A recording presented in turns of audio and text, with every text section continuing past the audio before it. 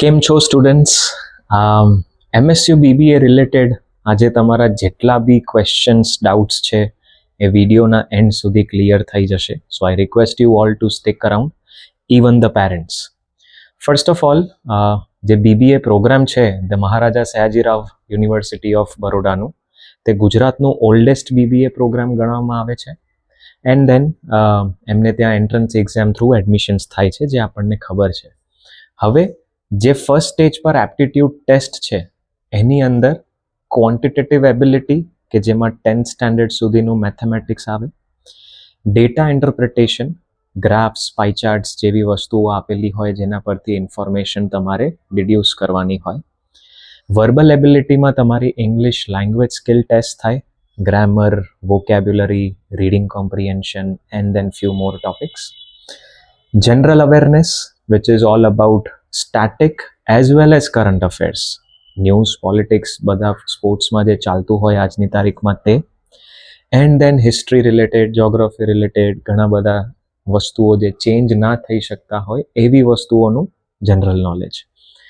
Apart from this, logical reasoning is your fifth area which is again critically important to prepare. એની અંદર IQ based puzzles, situations હોય જેના પર તમે ફટાફટ વિચાર કરીને બેસ્ટ જે 4 ઓપ્શન્સ છે એમાંથી રાઇટ ઓલ્ટરનેટિવ ચૂઝ કરી શકો છો કે નહીં.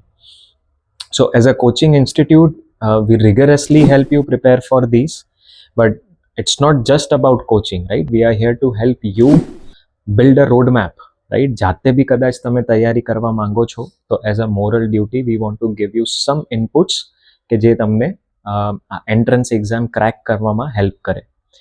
Once you crack this exam, you will go to your next phase. Second round ની અંદર એમાં પર્સનલ ઇન્ટરવ્યૂ, ગ્રુપ ડિસ્કશન અને ક્રિએટિવ રાઇટિંગ હોય છે. All this 3 are together part of the second round જો તમે શોર્ટલિસ્ટ થઈ ગયા તો. ઘણા બધા સ્ટુડન્ટ્સનું આ ક્વેશ્ચન હોય છે કે કટ ઓફ શું છે શોર્ટલિસ્ટ થવા માટે? દાખલા તરીકે 100 માર્ક્સનું પેપર છે તો કેટલા લાવવા પડે? ટુ બી ઓનેસ્ટ, એમએસયુએ આજ સુધી આટલા વર્ષોમાં એન્ટ્રન્સ એક્ઝામ કન્ડક્ટ કરી છે પણ કટ ઓફ કોઈ દિવસ રિલીઝ નથી કર્યા. જે અલગ અલગ સંસ્થાઓ કે સો કોલ્ડ એક્સપર્ટ તમને કટ ઓફ આટલું છે એ જણાવતા હોય તો that is not official. You need to understand that. Yes, અંદાજે અમે બી એવું કહી શકીએ કે 65 થી 70ની રેન્જમાં તમે સ્કોર કરી શકતા હો જનરલ કેટેગરીની અંદર આઉટ ઓફ 100 તો you will get shortlisted. But it comes with that asterisk mark, કારણ કે દર વર્ષે કેટલા લોકોએ ફોર્મ ભર્યું છે, રાઈટ? એમાંના ટેલેન્ટ પૂલ કેવા છે? ઘણા લોકો ઇંગ્લિશ મીડિયમથી હોય, ઓલરેડી 11-12માં ઓલિમ્પિયાડ્સ જેવી એક્ઝામ્સ આપી ચૂક્યા હોય તો એમના માટે રિલેટિવલી ઇઝી છે ક્રેક કરવું. સેમ વે સ્ટેટ બોર્ડ કે ગુજરાતી મીડિયમથી ઘણા છોકરાઓ મોટું એમ્બિશન લઈને ચાલતા હોય, તૈયારી કરતા હોય તો એને ડબલ મહેનત કરવી પડશે. બિકોઝ પ્રોબ્લેમ ફક્ત ઇંગ્લિશમાં નહીં આવે, રાઈટ? કોન્સેપ્ટ્સમાં રોકેટ સાયન્સ નથી. તમે મહેનત કરીને આ એન્ટ્રન્સ ક્રેક કરી શકો છો. કોન્સેપ્ટ વાઇઝ એવું કશું જ નથી જે પહેલાં ના જોયું હોય. બટ દેન નફા નુકસાનને પ્રોફિટ લોસ કહેવાય એ સમજવામાં ટાઈમ લાગી શકે, right? So you will have to work hard in English, logic, math, GK, all areas. And apart from this, competition બહુ છે. એક મહિનામાં મારાથી થશે કે નહીં, આ બધા ફિયર્સ જે છે that's where our role comes in. It's not just about selling a course for us. અમે લોકો પિનપોઇન્ટલી તમારી સ્ટ્રેન્થ, વીકનેસ સમજીને આગળ હેલ્પ કરતા હોઈએ છીએ. ગુજરાતી મીડિયમ સ્ટુડન્ટ્સને અલગથી હેન્ડહોલ્ડ કરવા માટે રેગ્યુલર ક્લાસ સિવાય દર અઠવાડિયે એક અલગ સેશન આપવામાં આવે છે. જે લોકો મેથથી દૂર ભાગે છે, રાઈટ? એક મેન્ટલ બાયસનેસ હોય છે કે આ સમ્સ, થિયરમ્સ મારાથી 10thમાં જ નહોતા થતા તો હવે શું થશે? But it's about counselling you for these things કે ઘણીવાર ફોર્મ્યુલા ના બી આવડતી હોય, તમે કંઈક mental calculation by way of elimination ઓપ્શન્સમાંથી શોર્ટલિસ્ટ કરીને લોજિકલી બી આન્સર કાઢી શકો એવી ટ્રિક્સ પર અમે ટ્રેનિંગ આપતા હોઈએ છીએ. 2 કલાકનું paper, 100 questions, which means you have just about 1 minute plus some seconds પર ક્વેશ્ચન, રાઈટ? તો આપણે સ્પીડ ડેવલપ કરવી પડશે. આની અંદર વર્ષોથી નેગેટિવ માર્કિંગ બંધ થઈ ગયું છે. 2014 પહેલાં તો એમએસયુની એન્ટ્રન્સ એક્ઝામમાં નેગેટિવ માર્કિંગ પણ હતું. ગિવન દેટ હું પોતે ત્યાંનો એલ્યુમનાઈ છું, we do have a fair idea about how the evaluation system is. And થોડાક જ દિવસમાં એનું ફોર્મ ફિલિંગ સ્ટાર્ટ થશે, which again is a very dynamic process. જીકાસના પોર્ટલ પર તમારે રજીસ્ટર કરવાનું છે, કે જે ગુજરાતનું એક ગવર્નિંગ બોડી ગણાય છે. બધી જ ગવર્મેન્ટ કોલેજ, સ્ટેટ ગવર્મેન્ટ હોય, સેન્ટ્રલ ગવર્મેન્ટ કોલેજીસ હોય, એ બધાની એડમિશન પ્રક્રિયા એક કોમન વેબસાઇટ પરથી ટ્રાન્સપરન્ટલી થશે. બટ હવે એ બધી કોલેજીસમાંથી જે કોલેજીસ એન્ટ્રન્સ એક્ઝામ કરે છે એની વેબસાઇટ પર જઈને અલગથી એન્ટ્રન્સ એક્ઝામનું ફોર્મ ભરવાનું. તો ઇન ધીસ કેસ MSU BBAની એન્ટ્રન્સ એક્ઝામનું ફોર્મ બી અલગથી ભરવાનું આવશે, જીકાસ પર બી રજીસ્ટર અલગથી કરવાનું આવશે.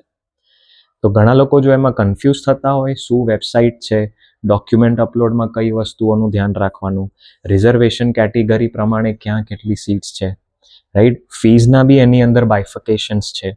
આ બધી વસ્તુઓ માટે if you want to meet us, we invite you for a proper counselling regardless of whether you plan to join coaching or not.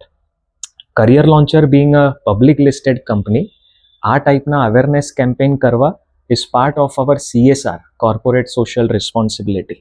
તો આની અંદર જે બી ખર્ચા થતા હોય છે એ અમે સોસાયટીને હેલ્પ કરવામાં લગાવીએ છીએ. Over the years of experience we have understood કે આ 240 સીટ્સની સામે અરાઉન્ડ 2700-2800 જેટલા એપ્લિકેશન્સ જતા હોય છે, અને ઓલમોસ્ટ 2500 લોકોની એકચ્યુઅલ અટેન્ડન્સ હોય છે એન્ટ્રન્સ એક્ઝામના દિવસે, કે જેમાંથી સેકન્ડ રાઉન્ડમાં again there is no official number, but around 800-900 જેટલા સ્ટુડન્ટ્સ શોર્ટલિસ્ટ થશે, જેમનું ગ્રુપ ડિસ્કશન, પર્સનલ ઇન્ટરવ્યૂ અને ક્રિએટિવ રાઇટિંગ ટેસ્ટ લેવામાં આવશે. You have to understand the weightage here. It's a cumulative evaluation. ફક્ત એન્ટ્રન્સ કે ફક્ત ઇન્ટરવ્યૂના આધારે નથી થવાનું, એના વેટેજ છે ભાઈ. 60% weightage on your entrance exam score, 15 each on interview and group discussion, and 10 on your creative writing. હવે એ સ્કૂલના કોમ્પોઝિશન લખવા જેટલું બી ઇઝી નથી. એમાં એક સ્કૂલથી કોલેજનું ટ્રાન્ઝિશન તમારું થઈ રહ્યું છે એ તમારા લખાણમાં, આર્ટિક્યુલેશનમાં દેખાવું જોઈએ. Again, that's where we come into picture and we train you very well for that. 12thના માર્ક્સ, 12th બોર્ડ્સના પર્સન્ટેજીસનું આ એડમિશન પ્રોસેસની અંદર કોઈ વેટેજ નથી. જે 240 સીટ્સ છે એનું બાયફર્કેશન સમજવું જરૂરી છે, so that you get to know where you stand અને કેટલી તૈયારી તમને કરવી પડશે. જે ટોપ 135 સીટ્સ છે 240માંથી 1થી 135 મેરિટ રેન્કની અંદર તમારું નામ આવે, તો એમાં વાર્ષિક ફીસ 30,000ની આસપાસ છે, અને એમાં as per government reservation rules applicable છે, કે ભાઈ જનરલ કેટેગરી તો ખરી, એના સિવાય EWS, SC, ST, OBC આ બધી કેટેગરીઝની સ્ટિપ્યુલેટેડ નંબર ઓફ સીટ્સ છે.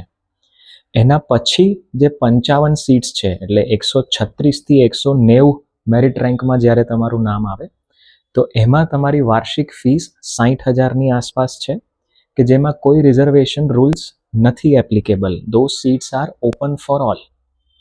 એન્ડ દેન લાસ્ટ 50 સીટ્સ 191થી 240 નંબરના મેરિટ રેન્કમાં તમારું નામ આવે, તો it is called higher payment category, કે જેમાં ફોર્મ ભરતી વખતે જ તમને પૂછી લેવામાં આવે કે મળે તો તમે લેવા માંગશો કે નહીં, બિકોઝ એની વાર્ષિક ફીસ 1 લાખની આસપાસ છે. વસ્તુઓ ટ્રાન્સપરન્સીથી થાય છે. લોકો પોતપોતાના અઝમ્પશન્સ લગાડીને એવું વિચારે કે આપણે આમાં યસ કરશું તો જાણી જોઈને આપણને આમાં એડમિશન આપશે. ટુ બી ઓનેસ્ટ એવું કંઈ જ નથી હોતું. બહુ જ ટ્રાન્સપરન્સીથી આ એડમિશન પ્રક્રિયા થતી હોય છે. So that's about it. My name is Hardik. We hope to see you at our center in Alkapuri and take things further to help you chase your dreams. Good luck.